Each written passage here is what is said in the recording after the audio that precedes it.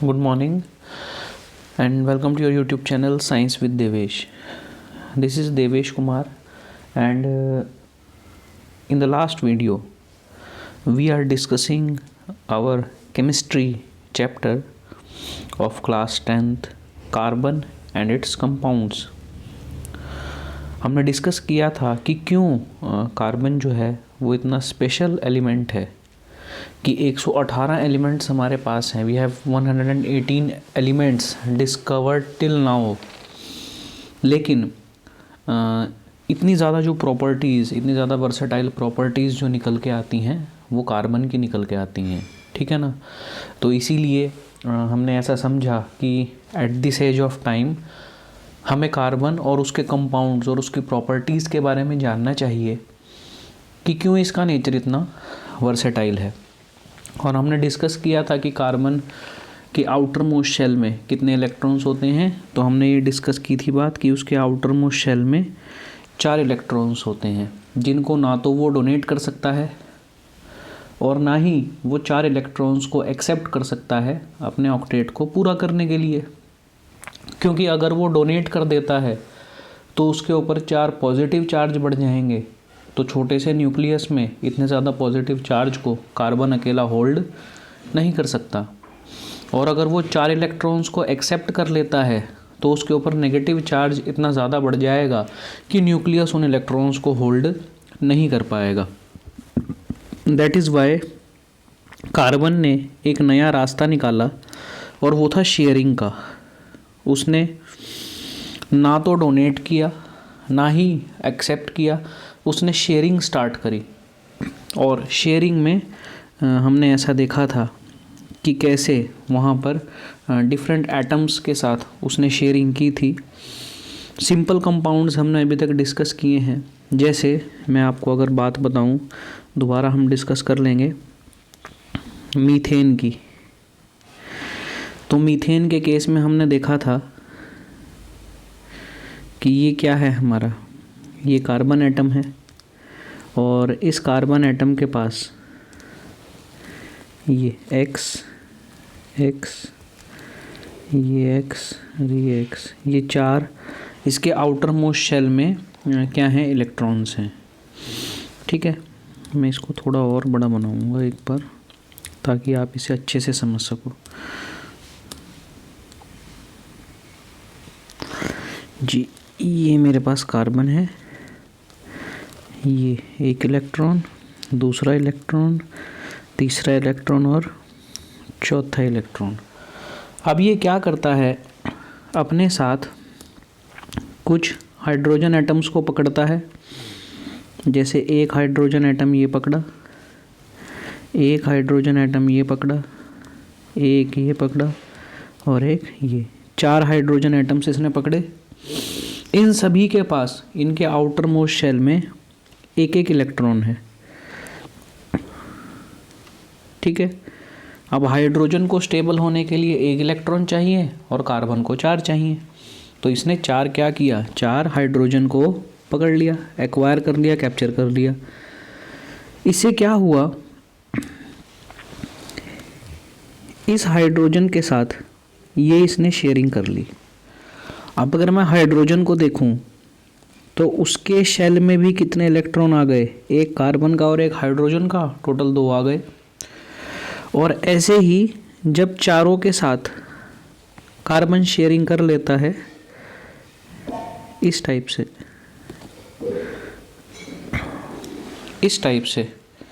ठीक है. तो कार्बन ने 4 के साथ शेयरिंग करी तो उसे ये हाइड्रोजन के 4 इलेक्ट्रॉन्स एक्स्ट्रा मिल गए. तो इसीलिए ये जो स्ट्रक्चर बना, ये बना CH4. ठीक है ना. और इसी को हम बोलते हैं इलेक्ट्रॉन डॉट स्ट्रक्चर. ठीक है. इसको सिंपल वे में हम एक और तरीके से भी बना सकते थे. जैसे हम यहाँ पर कार्बन बनाते और ऐसे 4 बॉन्ड्स बनाते, हाइड्रोजन, हाइड्रोजन, हाइड्रोजन और एक हाइड्रोजन. इस तरीके से भी हम इसको शो कर सकते थे. ओके. तो ये इलेक्ट्रॉन डॉट स्ट्रक्चर है. अब हमें ये देखना है कि क्यों कार्बन के पास इतनी ज़्यादा प्रॉपर्टीज़ हैं, ठीक है ना। तो हम बात करने वाले हैं आज वर्सेटाइल नेचर ऑफ कार्बन के बारे में, ठीक है ना, कि क्यों इतना वर्सेटाइल नेचर है कार्बन का, क्यों इतनी ज़्यादा प्रॉपर्टीज़ उसके पास हैं, ठीक है। तो अब तक हमने जितनी भी बातें देखी उसमें हमने ऐसा देखा कि जो कार्बन है वो क्या बनाता है, वो अलग अलग कंपाउंड्स के साथ कोवेलेंट बॉन्ड बनाता है, ठीक है ना। और कोवेलेंट बॉन्ड कैसे बनाता है, वो इलेक्ट्रॉन्स की शेयरिंग करके, ठीक है ना, अलग अलग एलिमेंट्स के साथ, अलग अलग कंपाउंड्स के साथ इलेक्ट्रॉन की शेयरिंग करके वो कोवेलेंट बॉन्ड्स बनाता है। ये हमने लास्ट वीडियो में देख लिया था। फिर हमने कुछ सिंपल स्ट्रक्चर देखे थे, अभी मैंने आपको बताया है, जैसे मीथेन का स्ट्रक्चर, कि जहाँ पर एक कार्बन 4 हाइड्रोजन को अपने साथ अटैच करता है और एक स्टेबल कंपाउंड बनाता है, जिस स्टेबल कंपाउंड को हम मीथेन कहते हैं, ठीक है। और भी अगर हम देखें इस चैप्टर के अलावा, अभी अभी हमने बात की थी कि दुनिया के अंदर कितनी सारी चीज़ें जो हैं वो कार्बन से बनी हुई हैं। सब कुछ छोड़ दीजिए, हम खुद, हमारी जो बॉडी है ह्यूमन बींग्स की, वो कार्बन के कंपाउंड से बनी हुई है, ठीक है ना। तो आज जो हमारे केमिस्ट्स हैं, फार्मासिस्ट्स हैं, वो अगर कार्बन और उससे बने हुए कंपाउंड्स की बात करें नंबर में, तो हमारे पास मिलियंस ऑफ कार्बन कंपाउंड्स हैं, मिलियंस, 100,000 नहीं, मिलियंस हैं, ठीक है ना।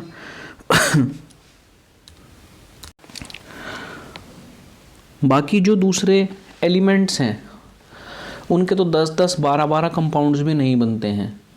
10 बन जाएंगे, 20 बन जाएंगे, 50 बन जाएंगे, 100 बन जाएंगे, लेकिन इतने ज़्यादा कंपाउंड्स नहीं बनते। लेकिन दूसरे के कंपैरिजन में जो कार्बन आता है तो मिलियंस ऑफ कंपाउंड्स बनाता है, ठीक है ना। वो मिलियंस ऑफ कंपाउंड्स बनाने का जो रीज़न है वो यही है कि कार्बन लार्ज नंबर में कोवेलेंट बॉन्ड्स बनाता है, ठीक है ना। अब ये जो कोवेलेंट बॉन्ड बनते हैं और इतने सारे जो कंपाउंड्स कार्बन बनाता है, इसके मेनली 2 रीज़न निकल कर आते हैं, ठीक है ना। और वही 2 रीज़न कार्बन का वर्सेटाइल नेचर होता है, ठीक। उसमें सबसे पहला फैक्टर जो निकल कर आता है वो फैक्टर ये है कि कार्बन के पास ऐसी प्रॉपर्टी है, कार्बन के पास ऐसी एबिलिटी है कि वो अपने ही दूसरे कार्बन जो कंपाउंड्स हैं, कार्बन हैं, उनके साथ बॉन्ड बनाता है, ठीक है ना। मतलब अपने ही, और जैसे और एटम्स के साथ, मतलब एक कार्बन एटम दूसरे कई कार्बन एटम्स के साथ बॉन्ड बना सकता है। और ऐसा नहीं है सिर्फ एक के साथ, ये पूरी चेन बनाता है। कितने भी कार्बन एटम्स आप चेन में ले सकते हो, वो उसके साथ बॉन्ड बना लेगा बड़ी आसानी से, ठीक है ना। और ये जो प्रॉपर्टी होती है कार्बन की, इसी प्रॉपर्टी को हम बोलते हैं कैटिनेशन। तो कैटिनेशन क्या होती है? कैटिनेशन कार्बन की एक यूनिक एबिलिटी होती है, उसकी एक क्षमता होती है जिसमें वो दूसरे कार्बन एटम्स के साथ बहुत बड़ी संख्या में, बहुत बड़ी क्वांटिटी में बॉन्ड्स बना सकता है, ठीक है ना। अब ये देखो, मैंने आपको दिखाया ना, यहाँ पे एक चेन बन गई। तो कार्बन एटम जो बॉन्ड्स बनाता है उसमें इस टाइप की चेन भी बन सकती है और ऐसे ऐसे ब्रांचेस भी बन सकती हैं, ठीक है ना। और दोनों भी बन सकती हैं कि यहाँ पर ऐसे कोई चेन भी बन रही है और साथ में ब्रांचेस भी बन रही हैं। इसके अलावा ये जो कार्बन एटम्स होते हैं वो इस टाइप से रिंग्स में भी अटैच होते हैं, ऐसे ऐसे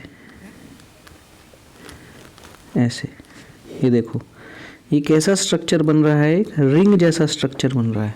ऐसे स्ट्रक्चर्स में भी ये अटैच होते हैं, ठीक है ना। तो यही एक नेचर होता है कार्बन का कि वो दूसरे कार्बन एटम्स के साथ मिलकर बड़े बड़े स्ट्रक्चर्स बना सकता है, ठीक है। अब इन स्ट्रक्चर्स को कहते क्या हैं ये हम देखते हैं।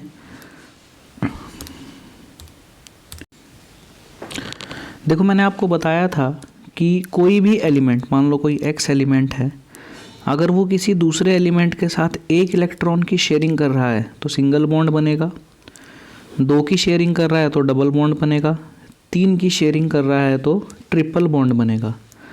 ठीक है।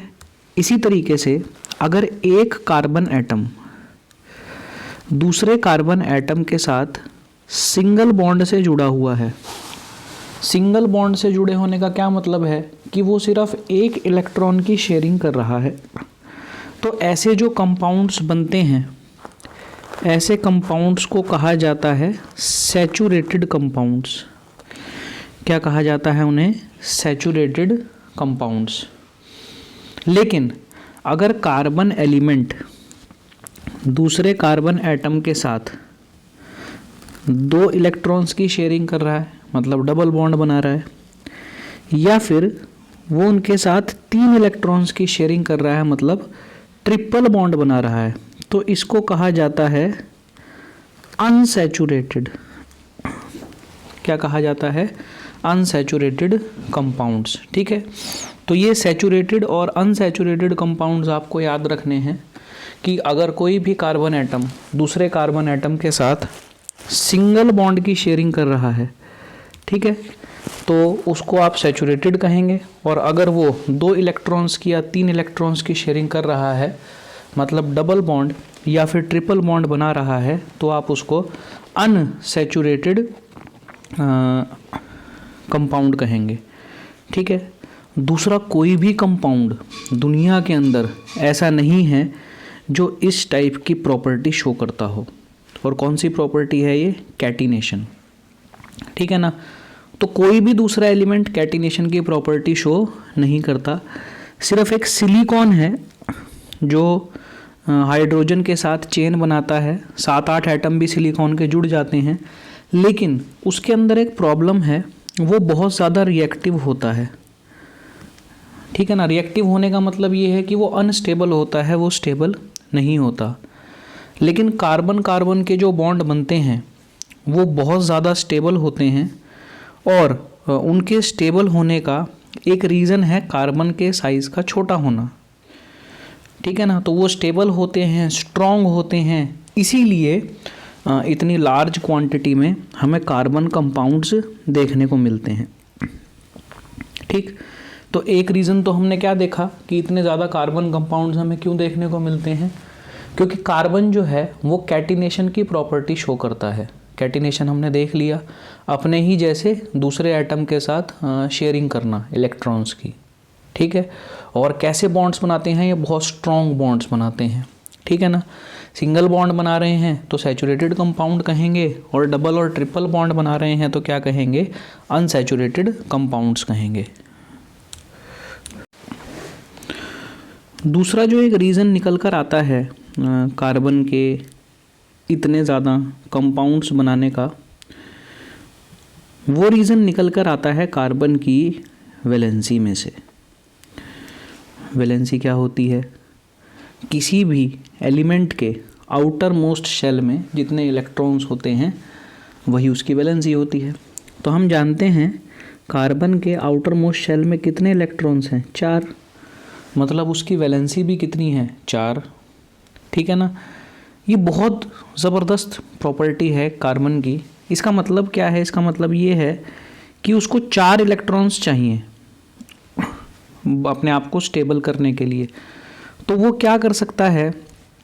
वो 4 कार्बन एटम्स के साथ जुड़ सकता है, बॉन्ड बना सकता है। एक carbon atom maximum 4 carbon atom के साथ जुड़ सकता है। और सिर्फ कार्बन के साथ नहीं, हाइड्रोजन के साथ, ऑक्सीजन के साथ, सल्फ़र के साथ, नाइट्रोजन के साथ, क्लोरीन के साथ, किसी के भी साथ आप इसको जोड़ दो। लेकिन कहने का मतलब क्या है कि एक carbon atom up to 4 elements तक, अप टू 4 दूसरे एटम्स जो हैं उनके साथ वो शेयरिंग कर सकता है। ठीक है ना। और इससे जितने भी हमें कंपाउंड्स मिलते हैं उन सब की प्रॉपर्टीज़ जो है वो स्पेसिफिक होती हैं, अलग अलग होती है। मतलब क्या कहना चाहता हूँ मैं यहाँ कि अगर आप यहाँ 4 हाइड्रोजन जोड़ते हो तो जो मीथेन बनेगा उसकी प्रॉपर्टी अलग होगी, ठीक है। अगर आप यहाँ पर हाइड्रोजन की जगह कोई और एलिमेंट का एटम जोड़ते हो तो उसकी प्रॉपर्टीज़ अलग होंगी। अगेन मैं जो बात कहूँगा कि ये जो बॉन्ड्स बनते हैं कार्बन और दूसरे एलिमेंट्स के बीच में, ये बहुत ज़्यादा स्ट्रॉन्ग होते हैं, ठीक है ना, बहुत ज़्यादा स्ट्रॉन्ग होते हैं, स्टेबल होते हैं। और इनके स्ट्रॉन्ग होने का रीज़न क्या है? कार्बन के साइज़ का छोटा होना। देखो मान लो ये कार्बन है, इसका साइज़ छोटा है तो बॉन्ड भी कैसे बनेंगे? छोटे। अगर बॉन्ड छोटे बनेंगे तो इसके और इसके बीच में, कार्बन और हाइड्रोजन या कोई और एटम के बीच में जो स्पेस होगा वो बहुत कम होगा। और हम जानते हैं स्पेस, डिस्टेंस जितना कम होता है अट्रैक्शन की फोर्स उतनी ही ज़्यादा होती है। तो यहाँ पर ये इंटरमोलिकुलर अट्रैक्शन जो होती है वो बहुत ज़्यादा होती है। इसी की जगह अगर कोई बड़ा एटम आ जाता है, मान लो कोई एक्स एटम है, ये बहुत बड़ा है और ये यहाँ बॉन्ड बना रहा है, तो ये डिस्टेंस बढ़ने की वजह से इनके बीच की जो फोर्स है वो क्या हो जाती है? वीक हो जाती है। क्या हो जाती है? वीक। तो ये 2 रीज़न हैं कार्बन के इतने वर्सेटाइल नेचर के लिए, ठीक है ना। एक कि वो कैटिनेशन की प्रॉपर्टी शो करता है और दूसरा उसकी वैलेंसी जो है वो 4 है। तो अप टू 4 एटम्स तक वो शेयरिंग कर सकता है, किसी को अपने साथ जोड़ सकता है और डिफरेंट टाइप के बॉन्ड्स बना सकता है। ये 2 प्रॉपर्टीज़ कार्बन को बहुत स्पेशल बना देती हैं। हमने जब अभी वीडियो की स्टार्टिंग में मीथेन का स्ट्रक्चर डिस्कस किया था, वो कार्बन का एक बहुत सिंपल फॉर्म है, ठीक है ना। अगर हम सिंपल फॉर्म से थोड़ा सा कॉम्प्लेक्स फॉर्म की तरफ चलते हैं तो मान लो ये एक कार्बन एटम है, ये कितने शेयरिंग कर सकता है? 4। तो ये एक दूसरे कार्बन एटम के साथ शेयरिंग करता है। अब ये वाला कार्बन भी कितनी शेयरिंग कर सकता है? 1 2 3 4, ठीक है। तो ये चेन बना दी इसने, दूसरे कार्बन के साथ मिलकर एक चेन बना दी। अब ये दोनों कार्बन का एक एक इलेक्ट्रॉन तो शेयर हो गया यहाँ पर, ठीक है। बाकी जो ये खाली रह गए, यहाँ पे क्या जुड़ जाते हैं? हाइड्रोजन। क्या जुड़ जाते हैं? हाइड्रोजन, ठीक है। और ये जो अरेंजमेंट बनी, ये क्या बनी? C2H6। और ये जो फॉर्मेशन बनती है 2 कार्बन एटम्स की और 6 हाइड्रोजन एटम्स की, इसको कहते हैं ईथेन। क्या कहते हैं इसको? ईथेन। क्लियर? अब यही जो ईथेन है, इसका अगर मैं इलेक्ट्रॉन डॉट स्ट्रक्चर बनाने जाऊं तो मैं कैसे बनाऊंगा? ध्यान से आप लोग देखिएगा, यहाँ पर मैं शो कर देता हूँ उसको। ये एक कार्बन एटम और ये दूसरा कार्बन एटम, ठीक है। ये देखिए, ये तो कार्बन है, तो यहाँ पर इसका एक और इसका एक इलेक्ट्रॉन की शेयरिंग तो यहाँ पर हो गई, ठीक है। अब इनके पास शेयरिंग करने के लिए 3 तो इसके पास बचे हैं और 3 इसके पास बचे हैं। अब ये किसको मांगेगा, किसको उठाएगा? हम जानते हैं बड़े अच्छे से, ये उठाएगा हाइड्रोजन को। यहाँ से ये हाइड्रोजन को उठा लेगा, ठीक है। अब ये हाइड्रोजन का एक एटम इसके साथ शेयरिंग कर लेगा, ये हाइड्रोजन का एक एटम यहाँ इसके साथ शेयरिंग कर लेगा और ये यहाँ शेयरिंग हो जाएगी, इसकी यहाँ शेयरिंग हो जाएगी और ऐसे शेयरिंग होते होते ये दोनों कार्बन स्टेबल हो जाएंगे और 6 के 6 हाइड्रोजन स्टेबल हो जाएंगे। तो ये जो फॉर्मेशन बनी इसको हम कहेंगे ईथेन। आप बड़े अच्छे से देख सकते हैं कि यहाँ पर जितने भी बॉन्ड बन रहे हैं वो सिंगल बॉन्ड है, इसीलिए ईथेन क्या है? एक सैचुरेटेड कंपाउंड है। क्या है इथेन? एक सैचुरेटेड कंपाउंड। ओके, उसके बाद यहाँ पर एक पॉसिबिलिटी और आती है कार्बन के साथ। वो पॉसिबिलिटी क्या है? यहाँ पर ज़रूरी नहीं है कि कार्बन जो है वो ईथेन ही बनाएगा, ठीक है ना। यहाँ पर एक और पॉसिबिलिटी निकल के आती है कि ये कार्बन है, ये दूसरा कार्बन है, इसने दोनों कार्बन्स ने क्या किया? एक एक हाइड्रोजन के साथ शेयरिंग कर ली, ठीक है।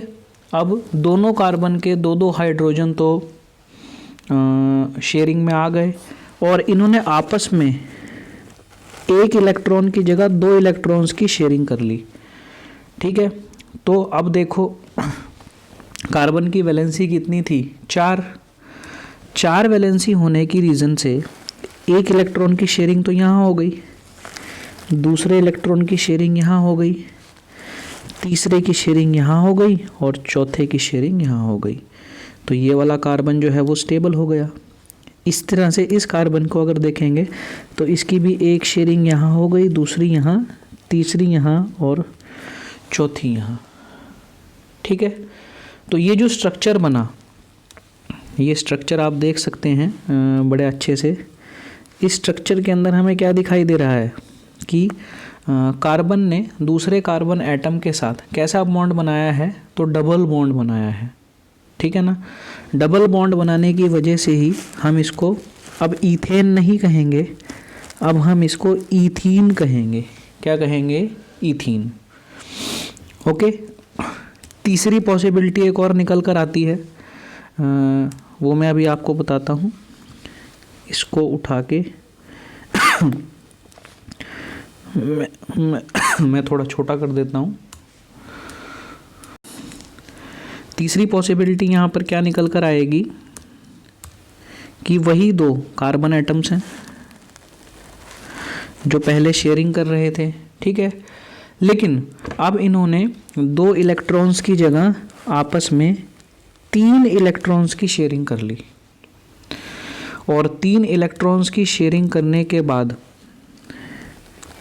एक एक इन्होंने हाइड्रोजन के साथ शेयरिंग कर ली। अब देखो, अगर मैं यहाँ पर अब इनको गिनने जाऊँ तो first sharing, second sharing, third sharing, fourth sharing और ये भी फोर्थ शेयरिंग। तो यहाँ पर इन्होंने 4 शेयरिंग ऐसे करी और इनके बीच में कैसा बॉन्ड बना? ट्रिपल बॉन्ड बना। तो ये जो कंपाउंड बना यहाँ पर, इसको हम ना तो ईथेन कहेंगे ना ईथीन कहेंगे, इसको हम कहेंगे ईथाइन।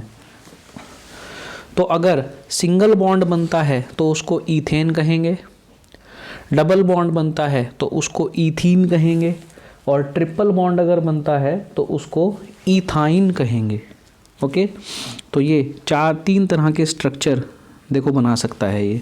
अब वही कार्बन है, वही हाइड्रोजन है, लेकिन अलग अलग तरीके से दूसरे एटम के साथ अटैच होके इसने अलग अलग स्ट्रक्चर्स बना दिए और अलग अलग कंपाउंड्स बना दिए। अब ये दोनों जो कंपाउंड बने, क्योंकि ये डबल और ट्रिपल बॉन्ड बना रहे हैं, इसीलिए इनको अनसैचुरेटेड कंपाउंड्स कहेंगे।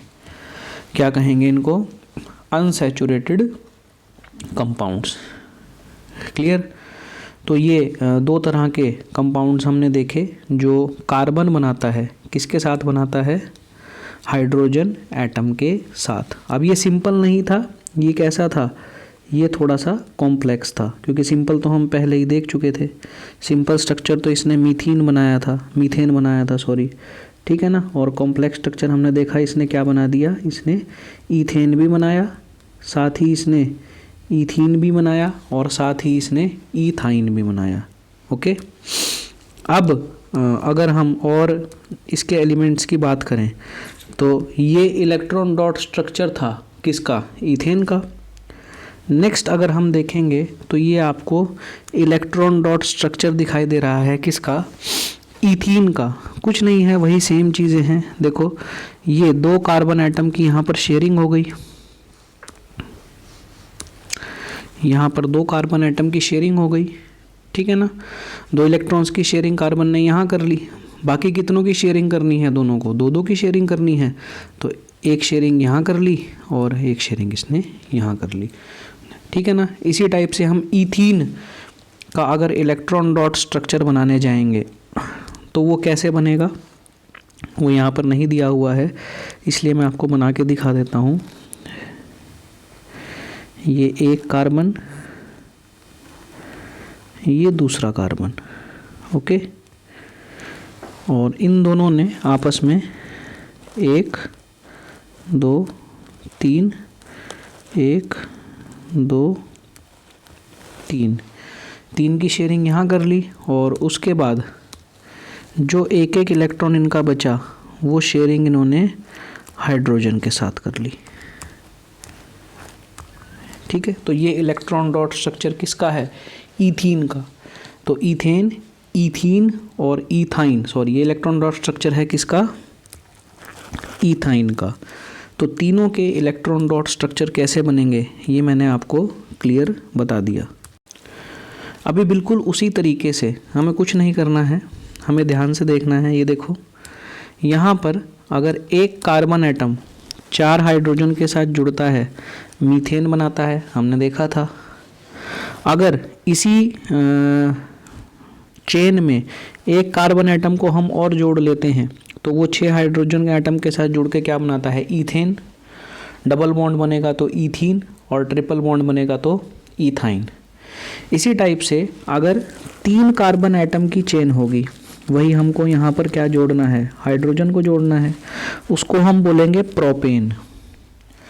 अगर वही बात है, अगर इनके बीच में डबल बॉन्ड बनते हैं तो प्रोपीन और ट्रिपल बॉन्ड बनते हैं तो प्रोपाइन। 4 की अगर चेन बनती है तो उसको बोलेंगे ब्यूटेन।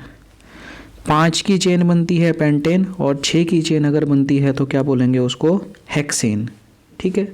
तो ये कुछ नहीं है, ये सिंपल यहाँ पर रिंग्स बनी हुई हैं, चेन्स बनी हुई हैं कार्बन के अलग अलग एटम्स की।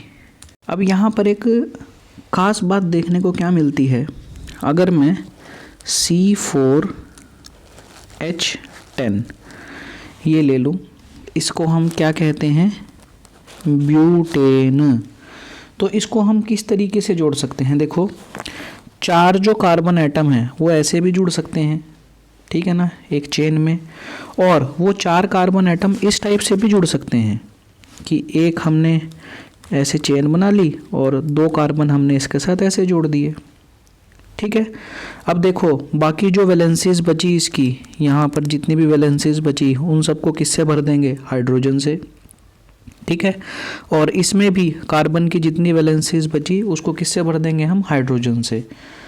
दोनों का अगर हम केमिकल फार्मूला देखेंगे तो दोनों का केमिकल फार्मूला C4H10 बनता है, ठीक है। दोनों का केमिकल फार्मूला क्या बनता है? C4H10।